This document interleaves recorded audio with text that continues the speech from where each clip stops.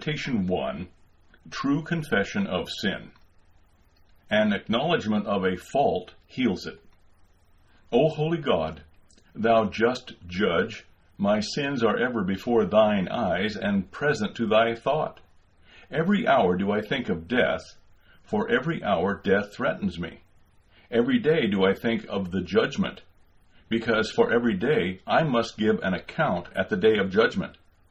I examine my life, and lo, it is altogether vain and wicked. Vain and unprofitable are many of my actions. Vainer still are very many of my words, whilst full of vanity are the most of my thoughts. Nor is my life only vanity, it is also unholy and wicked. Nothing good do I find in it.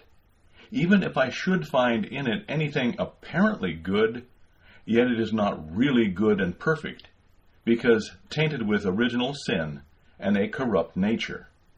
The godly Job said, I am afraid of all my works. And if so pious a saint thus complains, what must I, a miserable sinner, say of myself? All our righteousnesses are as filthy rags. If such be our righteousness, what then will be our unrighteousness? When ye shall have done, said the Savior, all those things which are commanded you, say, we are unprofitable servants. If we are unprofitable when we obey, surely we shall be abominable when we transgress his commands.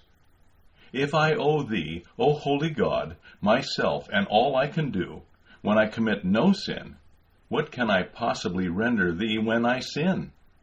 Our righteousness, however excellent it seems to us, compared with thine, is naught but unrighteousness. A lamp that gleams in the darkness is obscured in the light of the sun. Often a stick is supposed to be straight, until compared with a rule, its crookedness appears. Frequently, the impression of a seal appears perfect to the ordinary beholder, whilst the eyes of the artificer will discover many defects. And thus often a deed that glows in the opinion of the doer appears mean in the thought of the judge. For the judgments of men are one thing, the judgments of God another. The remembrance of my many sins terrifies me, but oh, how many more escape my memory? Who can understand his errors? Cleanse thou me from secret faults, O Lord. To heaven I dare not lift up my eyes, because I have offended him who dwelleth in the heavens, nor can I find any refuge upon earth. For how dare I hope for any favor from the creature, since I have offended the Lord of all creatures? My adversary, the devil, accuses me. Thou righteous judge, says he to God, adjudge him mine on account of his sin, who would not be thine through the offer of thy grace. Thine he is by nature, mine by his willful delight in sin. Thine he is through thy passion, mine through my persuasion.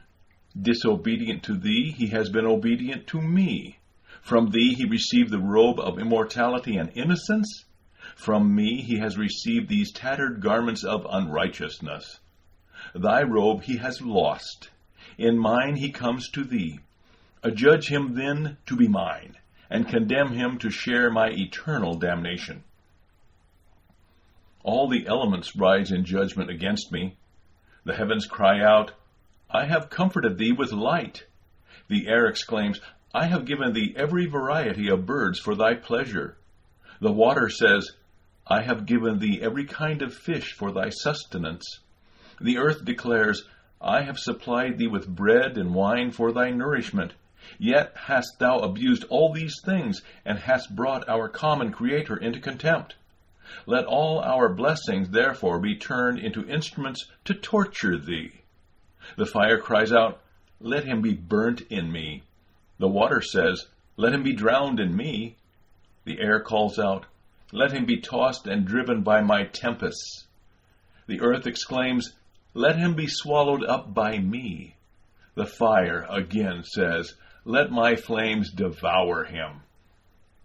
The holy angels, whom God hath given to be my ministering spirits and my companions in the future life, accuse me also, and, alas, by my sins I have deprived myself of their holy ministry in this life, and of the blessed hope of their fellowship in the life that is to come.